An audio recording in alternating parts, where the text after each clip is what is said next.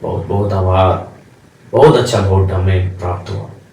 चाहे कोल्हान का जुगसलाई हो, ईचागढ़ हो, सरायकेला हो, खरसावां हो, ये 4 सीटें बहुत जबरदस्त रही।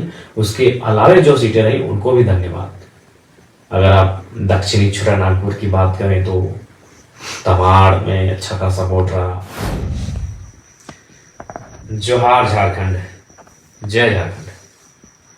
साथियों, 2024 विधानसभा चुनाव का परिणाम सबके सामने आ चुका है। झारखंड राज्य में पुनः एक बार महागठबंधन की सरकार बनने जा रही है। शुभकामनाएं उनको।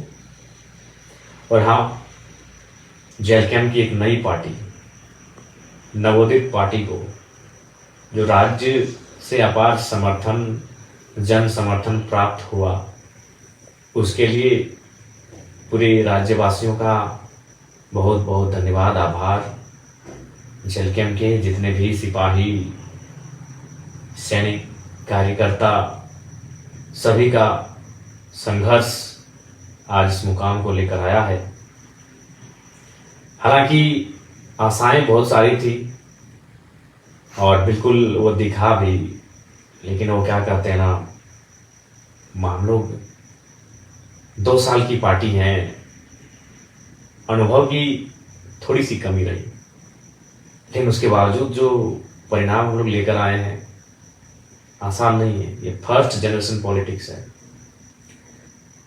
फर्स्ट जनरेशन पॉलिटिक्स झारखंड में, पूरे भारत में ऐसा इतिहास नहीं मिलेगा। विधायक हमारी पार्टी से कितने बने वो मायने है, उससे कई ज्यादा मायने है कि हमारी पार्टी को पूरे राज्य में समर्थन कैसा मिला, अच्छा समर्थन मिला। इसके लिए सभी का आभार करते हैं, धन्यवाद करते हैं। हालांकि अगर व्यक्तिगत हमें निजी तौर पे पूछा जाए तो विधायक बनने के बाद जो मेरा व्यवहार है वही विधायक बनने से पहले भी हमारा वही व्यवहार था। यानी विशेष कुछ परिवर्तन नहीं आया है, क्योंकि बीते 3 साल तो हम लोग ऐसे ही बिना पद के पावर में जी रहे थे। अपने निडरता से, अपने एग्रेशन से लोगों के काम निकाल लेते थे, तो लोगों का काम बना देते थे। लेकिन खैर, एक संवैधानिक पद होता है, हमें लगता है कि ये फीलिंग तभी आएगी जब सदन के अंदर जाकर अपने बातों को रखेंगे, अपनी ओथ सेरेमनी में, शपथ समारोह में भाग लेंगे, तब शायद फीलिंग हो कि हाँ विधायक बने हैं। लेकिन दिल से कहें तो अभी तक वो फीलिंग ही नहीं हो रहा है कि चलो भाई कुछ एक अचीवमेंट, एक गांव का लड़का, एक गरीब किसान 2 साल पहले जिसको कोई जानता नहीं था, बहुत गरीब से गरीब, आप जितना सोच सकते हैं, उस घर का लड़का आज विधायक बन चुका है। ये फीलिंग जरा भी नहीं हो रहा है। पता नहीं तो क्या कारण है, मुझे नहीं आइडिया। शायद 3 सालों का वो अन्याय, जुल्म लोगों का देखना, स्टूडेंट के साथ गलत होते हुए देखना, इन सारी चीजों से जो व्यक्तिगत एक इच्छा होती है वो कहीं ना कहीं समाप्त हो गई है। लेकिन हाँ, विधायक बनना क्यों, सरकार में आना क्यों, राज्य की कल्याण के लिए। अगर निजी होता तो कम से कम, भले चुनाव में हम लोग ज्यादा सीट नहीं लाए, लेकिन व्यक्तिगत तौर पर तक खुशी होनी चाहिए थी। खैर, जो भी हो, राज्य की जनता का बहुत बहुत आभार, बहुत बहुत आभार। बहुत अच्छा वोट हमें प्राप्त हुआ। चाहे कोल्हान का जुगसलाई हो, ईचागढ़ हो, सरायकेला हो, खरसावां हो, ये 4 सीटें बहुत जबरदस्त रही। उसके अलावे जो सीटें रही उनको भी धन्यवाद। अगर आप दक्षिणी छोटा नागपुर की बात करें तो तमाड़ में अच्छा खासा वोट रहा, सिल्ली में अच्छा खासा वोट रहा, कांके और खिजरी में भी, यानी दक्षिणी में भी 4 सीटें बहुत लाजवाब रही। उसके अलावा बाकी सीटों पे हम लोग अच्छा किए। आप अगर बाकी उसके बाद उत्तरी छोटा नागपुर, जो हम लोग का स्ट्रॉन्ग जोन, जहां हम लोगों ने डुमरी तो कर विजय फतह किया, उसके अलावे टुन्नी में 45,000 के आसपास, गोमिया में 60,000 के आसपास, रामगढ़ और मांडू में 70,000। बहुत ही सरप्राइजिंग विनिंग है। हम लोग तो मान ही रहे थे कि वो सीट विनिंग है हमारी, उस सीट को विन करेंगे। चंदन क्यारी में दूसरा स्थान, तो ऐसे सिंदरी में भी 36,000 के आसपास। तो ओवरऑल बहुत अच्छा फीडबैक। पहला चुनाव, फर्स्ट अटेम्प्ट चुनाव, प्लस युवाओं की टीम, नए लड़के, कभी पॉलिटिक्स किए नहीं है, अगर किए नहीं तो कार्यकर्ता की हैसियत से किए हैं। एक किंग मेकर, एक नेतृत्वकर्ता की हैसियत से जो लड़के कभी पॉलिटिक्स किए नहीं हो, जो बहनें, वो जो महिलाएं, वो हमारी राजनीतिक दल में सम्मिलित हैं, उसके बाद भी इतना अच्छा प्रदर्शन, ये बहुत सुनहरा। और मैं बैरमो भूल रहा था 60,000 बैरमो। हालांकि बैरमो की तमाम जनता का बहुत आभार, बहुत प्यार मिला। हालांकि मलाल तो रहा, असल फतह तो करने को देश बैरमो ही था, लेकिन हम भी तो कोई 30 मार्क का थोड़ी है। एक दिन का कार्यक्रम दिए थे, एक ही सभा हम बैरमो में किए, हमारी हार का कारण वही रहा। 18 तारीख की शाम को अभी कितना प्लानिंग किया गया कि हमको वहां नहीं जाने दिया जाए, बैरमो एंट्री नहीं हो मेरा। काश अगर बैरमो में हम जिस प्रकार डुमरी में हम शायद एक एक पंचायत तक एंट्री किए थे, डुमरी में 70 का 70 पंचायत एंट्री किए थे, तो उसी प्रकार अगर बैरमो का सारा पंचायत, जरेडी का 17, पेट्रोबार का 10, बैरमो का 19, चंद्रपुरा का 14, नगर में जो वार्ड है, अगर सारा को विजिट कर लेते हैं तो हमें विश्वास है चुनाव हमारे पक्ष में होता और शायद 7,010 जैसे चुनाव हम जीत जा गए होते हैं। लेकिन समय का अभाव था और हमने बैरमो के चुनाव को कार्यकर्ताओं पे ही छोड़ दिया था, क्योंकि अंतिम समय में निर्णय लिया था बैरमो चुनाव लड़ने का। अगर मेरी दिली इच्छा कही जाए और मेरा अगर निजी मत, तो मैं पुनः दोहराऊंगा, मेरी इच्छा मांडू और गोमिया थी। गोमिया इसलिए थी कि गोमिया में हम लोग फर्स्ट थे, और कोई भी अगर हम अपना निजी स्वार्थ देखते हैं तो शायद हम गोमिया को चुनते हैं। लेकिन मेरी लड़ाई आउटसाइडर्स माफिया, आउटसाइडर्स पूंजीपति, आउटसाइडर्स दबंग किस्म के लोग जो झारखंड की राजनीति कब्जा कर रहे हैं, उनसे भी तो मेरी लड़ाई है। और बैरमो में वो तो फिट था, दोनों आउटसाइडर्स दबंग नेता जिन्होंने केवल शोषण और जुल्म किया था झारखंडियों पे, तो वहां लड़ना मेरी वैचारिक लड़ाई थी। मैं बैरमो को छोड़ नहीं सकता था, बैरमो से मैं भाग नहीं सकता था, जबकि मुझे भी मालूम है कि उस सीट संकट में डेंजर सीट है। डेंजर सीट इसलिए है कि लोकसभा के चुनाव में बैरमो से मुझे 53,000 वोट मिले थे, मैं तीसरे नंबर पे था, सबसे पीछे था टॉप में। द टॉप जो 3 लीडर थे उनमें सबसे पीछे था, नीचे था, लेकिन फिर मैंने साहस किया, क्योंकि ये टाइगर का जिगरा है भाई, वो हार जीत से ऊपर की सोचता है।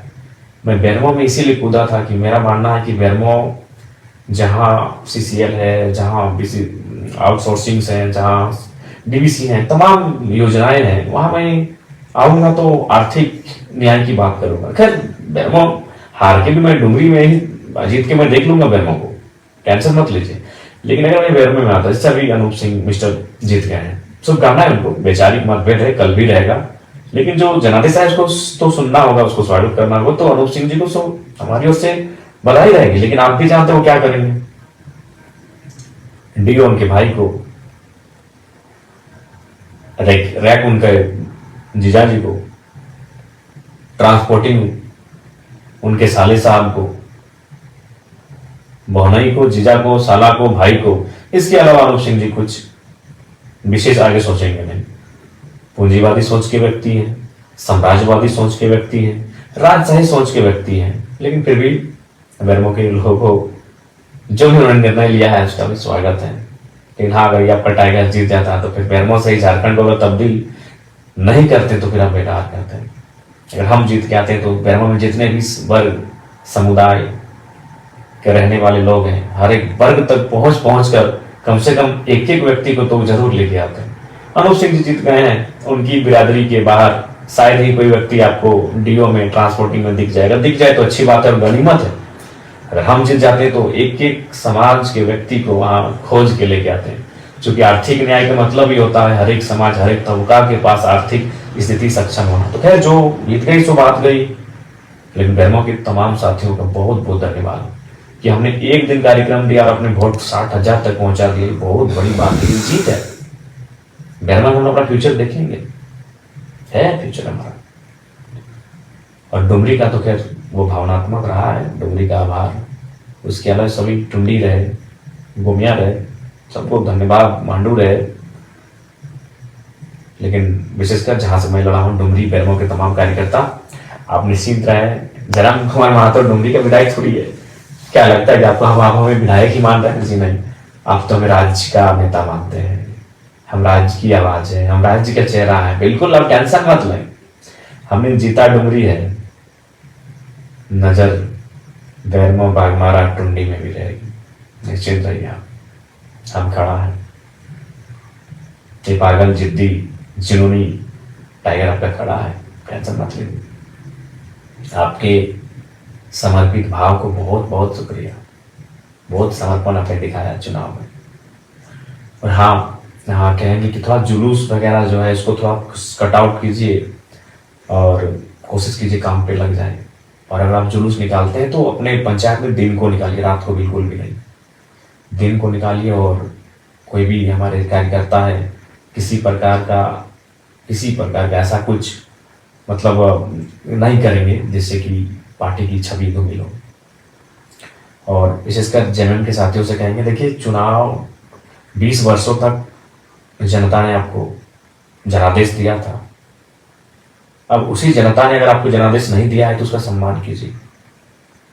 हार के बाद आपके कुछ कार्यकर्ता, देखें कुछ घटनाएं ऐसी घट रही हैं, हम चाहेंगे कि बदले के भाव से नहीं, बदलाव के भाव से मिलकर काम करते हैं। आइए जेएमएम के साथी डुमरी में मिलकर काम करते हैं, तमाम योजनाओं को गांव-गांव तक, खेत खलिहान तक पहुंचाते हैं। और ये सभी संभव होगा जब वो क्या करते हैं ना, मिलकर काम करते हैं। पक्ष विपक्ष चुनाव में फिर देख लेंगे, आलोचनाओं को फिर चुनाव में देख लेंगे। चलिए अभी डुमरी के लिए आगे हाथ बढ़ाते हैं, मिलकर काम करते हैं, सभी से आग्रह होगी। और विशेषकर युवाओं आपसे कहेंगे, आज आप जयराम महतो को अपने स्क्रीन में देख रहे हैं वीडियो के माध्यम से।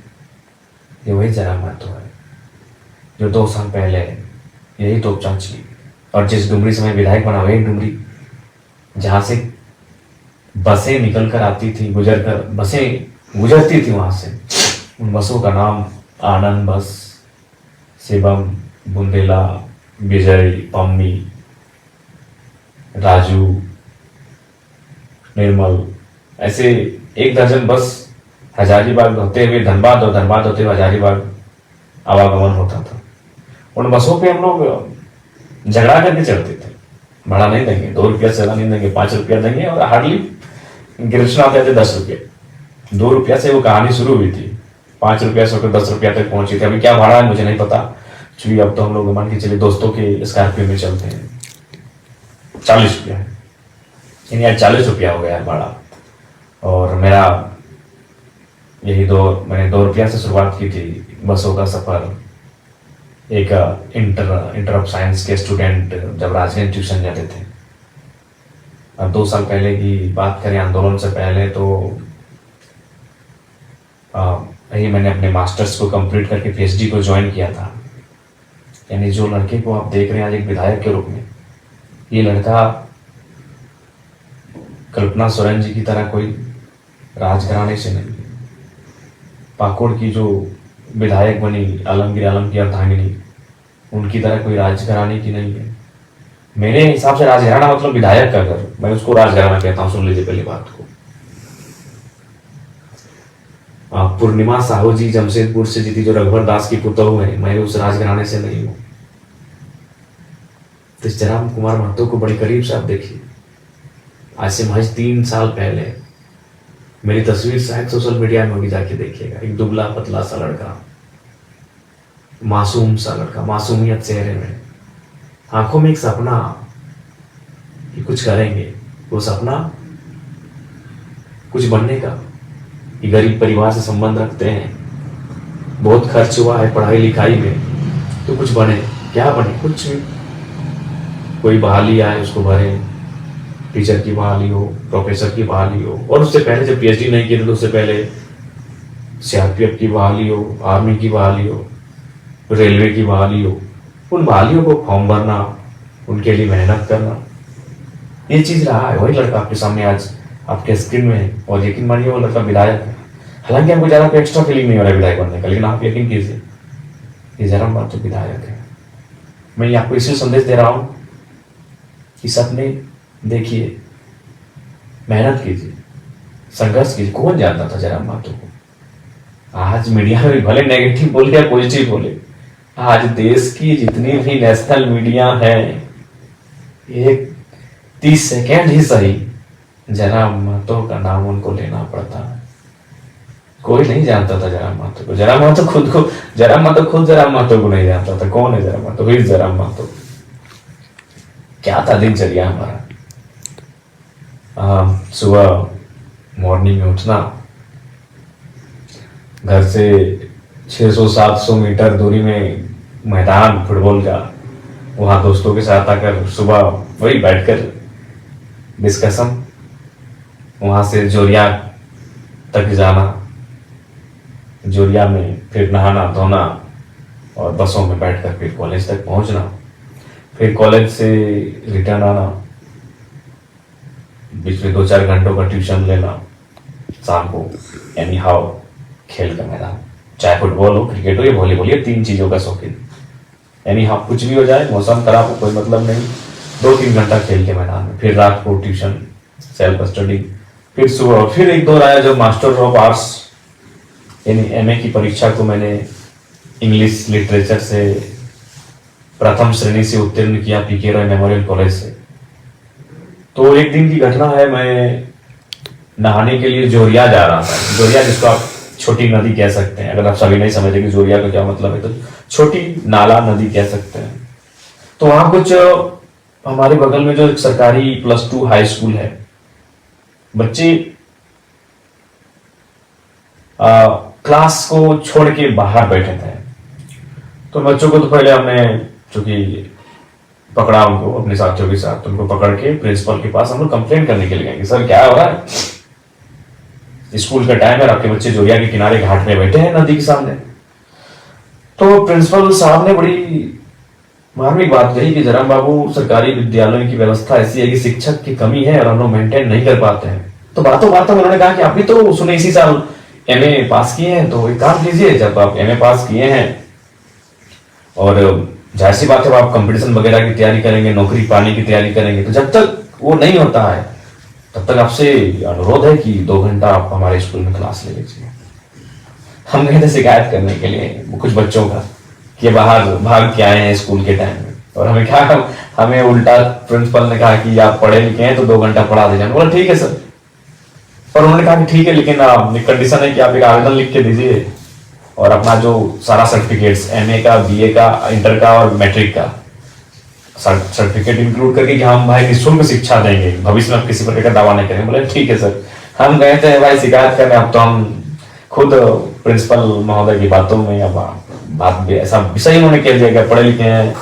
तो फिर हमने कहा ठीक है, तो वो शायद सितंबर का महीना था, 2017 का टाइम था। हमने उसी साल जुलाई अगस्त में मास्टर ऑफ आर्ट्स को कंप्लीट किया था। और जब गए क्लास लेने के लिए तो पहला ही दिन जो माहौल क्रिएट हुआ, जो कि आप भी जानते हैं कि पूरे राज्य ने मेरे भाषणों को सुना, तो लीडर और लेक्चरर में एक क्वालिटी समान होती है कि जब वो अगर बेहतरीन लेक्चरर हो, बेहतरीन लीडर हो, तो जब वो बोलता है तो लोग सुनते हैं। तो वही क्लास में मेरे साथ हुआ। जब मैं बच्चों को पढ़ाने लगा, जब मैं उनको एक्सप्लेन करके समझाने लगा, तो पूरा क्लास सन्नाटा, शांत और सुनने लगे। तो इससे क्या हुआ कि डिमांड्स बढ़ गई और प्रिंसिपल ने रिक्वेस्ट किया कि नहीं, हम तो आपको ऐसे ही बोले थे कि भाई टीचर की कमी है, लेकिन अब आपसे रिक्वेस्ट होगा जब तक आप कुछ बनते नहीं है, कुछ करते नहीं अपने लिए, तो 1-2 घंटा पर डे निकाल के यहाँ बच्चों को पढ़ा दीजिए। वो सिलसिला चलता गया और 4 साल बीत गए। यकीन मानिए 4 साल। एक एमए का लड़का, गरीब का घर का लड़का, जिसको ठीक से मेंटेन नहीं होता है, वो फ्री में पढ़ा रहा है। कहाँ हाई स्कूल में फ्री, निःशुल्क शिक्षा दान दे रहा है।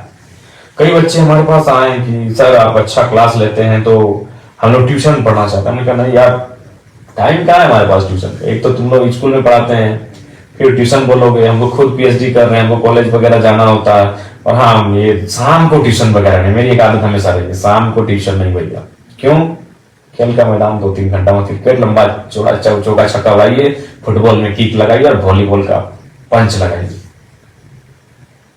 तो वहां कंप्रोमाइज नहीं था ये चीजें। तो फिर अचानक 2021 17 से 21 तक मैंने लगातार निःशुल्क बच्चों को पढ़ाया टीपीआई स्कूल। आज भी बच्चे जो मेरे पढ़े लिखे हैं उनसे कभी बातचीत हो तो बातचीत कीजिएगा। बड़ा मेमोरेबल 4 साल रहा है। बहुत मेहनत से मैंने पढ़ाया, फ्री में पढ़ाया, 1 भी रुपया नहीं। किस टाइम? बेरोजगारी का दौर, एमए पास किया हुआ लड़का जब नौकरी की तलाश करता है, दो पैसे कमाने की सोचता है, और मैंने फिर ही पढ़ा है क्योंकि मेरा नेचर शुरू से गजब का रहा है। आज वही नेचर कारण में मिला है। तो फिर क्या हुआ, 2021 का टाइम आता है, 4 साल के बाद झारखंड में एक मूवमेंट आ जाता है। मैं वहां जाता हूँ, मैं भाषण देता हूँ, और अचानक मैं हाईलाइट हो जाता हूँ। फिर मेरा वो स्कूल में पढ़ाई छूट गया, वहाँ जो बच्चों को पढ़ाता था। मेरी पीएचडी भी काफ़ी स्लो हो गई, बहुत स्लो हो गई मेरी पीएचडी। और फिर इस मूवमेंट में मैं अपने आप को झोंकता हूँ। फिर लगातार सभा, भाषण, और 2000 सभा को मैं मतलब एक बेहतरीन सभा मैंने 2000 किया है। अगर ऐसे कहेंगे नुक्कड़ सभा तो 3000 चले गए होंगे। और आज झारखंड राज्य के चेहरे के रूप में आपके सामने हूँ। 2 साल पहले मैं कुछ नहीं था। मेरे गांव के शायद सभी लोग मुझे ना पहचानते हो, सच कहने, मेरे गांव के शायद सभी लोग मुझे नहीं पहचानते हैं। हाँ, लेकिन आज दिल्ली में इस लड़के की चर्चा हो रही, इसलिए मैं आपको ये कह रहा हूं। मैं अपनी तारीफ नहीं कह रहा हूं, मैं इसलिए आपको कह रहा हूं कि सपने देखिए। जो युवा कहते थे I hate politics, I hate politics, यकीन मानिए जयराम महतो के आने के बाद, जयराम महतो की विधायक बनने के बाद शायद वो कहेंगे आई लव पॉलिटिक्स। और करना होगा, पॉलिटिक्स से लव करना चाहिए, क्योंकि अगर आप पॉलिटिक्स से लव नहीं करते ना तो सोच लीजिए आप देश से भी लव नहीं करते। क्यों मालूम है ना, आपका देश पॉलिटिकल है। आपका देश इंडिया जो है वो पॉलिटिकल कंट्री है। बिना पॉलिटिक्स से कुछ काम नहीं होगा। पॉलिटिक्स मतलब क्या, देश चलाने के लिए नियम चाहिए। नियम कौन बनाते हैं, पॉलिटिशियन। तो जो लोग कहते हैं आई हेट पॉलिटिक्स, मतलब वो अपने देश से हेट करते हैं, कॉन्स्टिट्यूशन से हेट करते हैं, इसका मतलब। तो इसलिए आई हेट पॉलिटिक्स करने वाले युवा शायद जयराम महतो को देखकर अब आई लव पॉलिटिक्स की गाथा आवाज को बुलंद करेंगे। ठीक है, सपने बड़े देखिए, सपनों को पूरा करने के लिए पागल हो जाइए। जैसे आज हमने, बिल्कुल पागलपंती की हद है। कभी करीब से देखिएगा हमारे आंखों को, हमारे चेहरे को। बहुत झेला है इन 3 सालों को, खासकर ये जो 40 दिन पार होना साथी, क्या बताएं, बहुत झेला है। सपने देखिए, मेहनत कीजिए उसे पूरा करने के लिए। आज जीत हार छोड़िए, आज चर्चा का विषय अगर है तो संघर्ष के कारण है। इसलिए आप सभी से आग्रह है, मेहनत कीजिए। पुनः डुमरी और बैरमो को धन्यवाद, क्योंकि मैं वहां से स्वयं प्रत्याशी था। बाकी तमाम झारखंड को धन्यवाद, क्योंकि मेरी पार्टी के तमाम जो कैंडिडेट्स रहे उनको बहुत जोरदार समर्थन मिला। सबको धन्यवाद। जोहार, नमस्कार, आदाब, जय हिंद, जय भारत, जय झारखंड। और बस यही कहेंगे, सबका शुक्रिया। मिल के काम करते हैं। जय वालों को भी कहेंगे, ये आपसी मनमुटाव को छोड़िए। 20 साल आपने संभाला, अब अगर जनता ने मौका दिया है तो चलिए साथ चलते हैं। सबको जोहार।